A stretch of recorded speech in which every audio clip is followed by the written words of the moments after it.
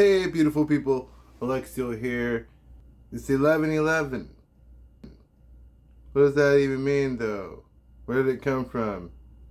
I really wanted to do a video on 11/11, and I did a lot of research on this, and my video ideas became a regurgitation of other videos, so I was trying to come up with my original angle on 11/11.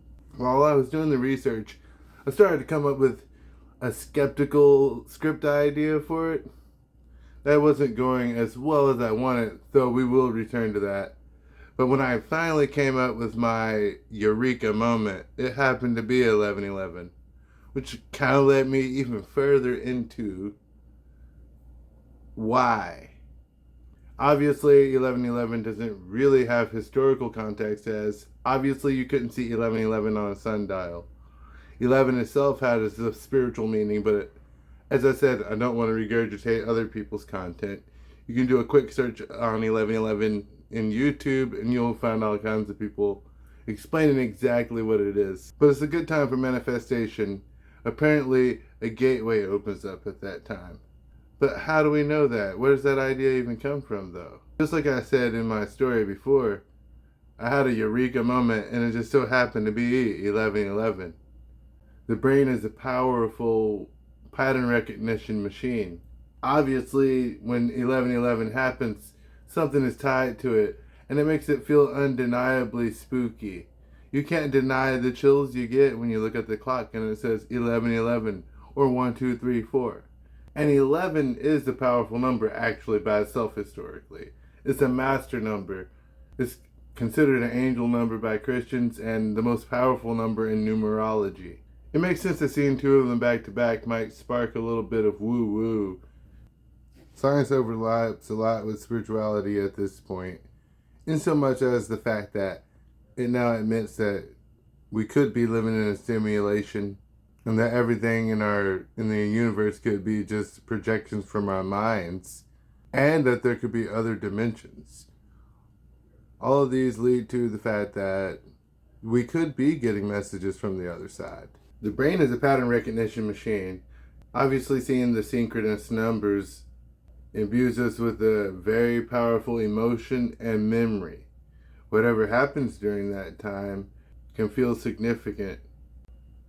The brain is a pattern recognition machine. That doesn't discount the idea that there could, though, still be an entity sending messages from you from another dimension. Especially if we either A, live in a simulation, or B, the universe comes from within our heads. The possibilities are endless, especially the idea of another dimension. A being from a higher dimension could have access to all kinds of stuff to be able to communicate with us in this magical way. Maybe if a being had access to being able to change the clocks and know, or even just to know exactly what time to communicate with us, they choose to communicate with us at times that synchronous numbers come up because they know that the brain's pattern recognition hardware will lay down a very heavy memory dense with emotion. So whatever message that is received at that time will be remembered and gone over a lot. And whatever message you receive at that time will not only be remembered, but also have a heavy emotion tied to it to where you will not forget it. And you'll mull over it in your head over and over until you get the lesson. I was combing through so much stuff to, get a weird angle on it. And even though I was coming at this idea from a scientific, skeptical angle, just for the YouTube spice, I still got hit with the magic of 11/11. It almost seems like it's unavoidable if you have a brain. If you see 11/11, it just happens. You're like, oh, you're shook, you're stuck. You're wondering what it means. Your brain just automatically goes every time.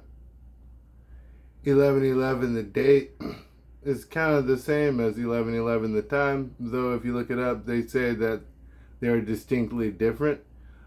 The energies to me are extremely the same, though. When I think of 11/11, the time, I think of 11/11, the date, and one of the most amazing 11/11s of my life ever was 11/11/11, which I'm not even going to say how many years ago that was, but it's the day Skyrim came out.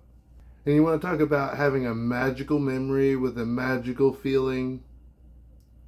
The people waiting for that game the day that game came out. And of course, I had it pre ordered because I was a true fan.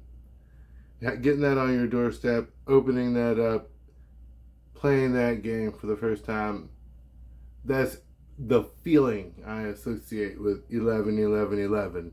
Or the idea of 11s at all. 11, 11, the time or the date.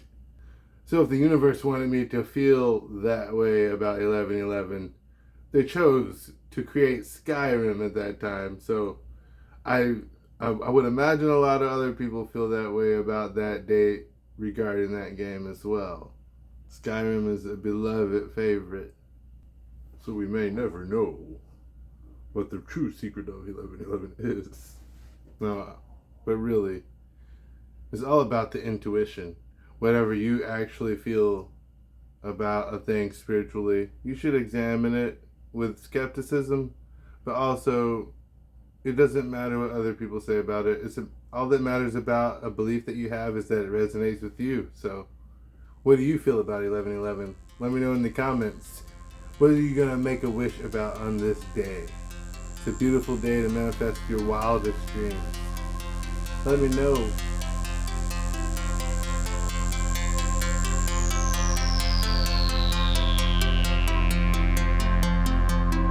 Editor Alexo here. I guess that qualifies as content. All kinds of crazy loud noises happening around me. As you can hear, I'll probably have to cut that out, but that's kind of part of, maybe I won't cut it out. This kind of concludes the experimental phase of my first step of my YouTube journey. I have some idea of what kind of content I want to create now and what my audience looks like and my capabilities. I'll no doubt get into how horrible my life is at some point, but I'm at the end of that, really. I've been going through the dark night of the soul, as I would describe it. I'll definitely be doing a future episode about that. Mainly, I shot this video twice. I was up very late shooting the last one, the last cut. I reshot the whole thing. Didn't love the end. But I think it's a thing that part of my mission and goal is my vulnerability journey and kind of like growing with you guys and I guess being vulnerable and everyone see how terrible I was at the beginning and the fact that I really, really believe in my vision and I had a not so positive conversation recently with someone who I was explaining my goals with the channel, and they were like, "How are you gonna do the channel without, and until you're stable? How are you gonna do it without stability?" And I really think it's a thing that my vision and what the universe has told me is that part of gaining stability was believing in my vision and my arts and trying to get them out there and have my voice be heard. As it kind of seems that I've been working on an uphill battle by myself trying to gain stability. A lot of people are able to get stability in ways way easier than I've been able to in my life. Some people have it given to them by their parents. Some people are able to get loans. I feel like I'm trying to work till I'm 85 just to be able to even have this channel. I mean, I didn't even have a tripod without my friend helping me get one. They gave me a tripod. I don't have a ring light. I don't really have lights.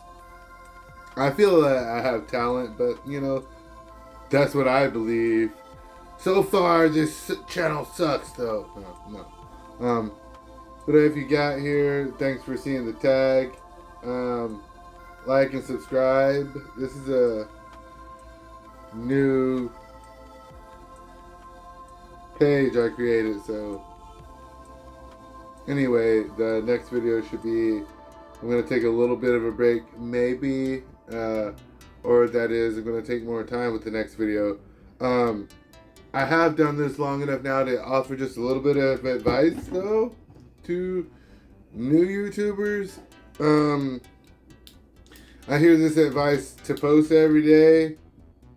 And I guess if your mom's paying your rent and you really have nothing to do but come up with content 24 hours a day, more power to you.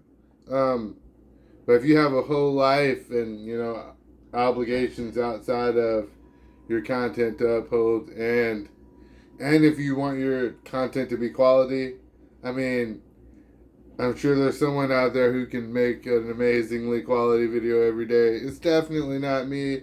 It's definitely not going to be most of us. I'm just being honest.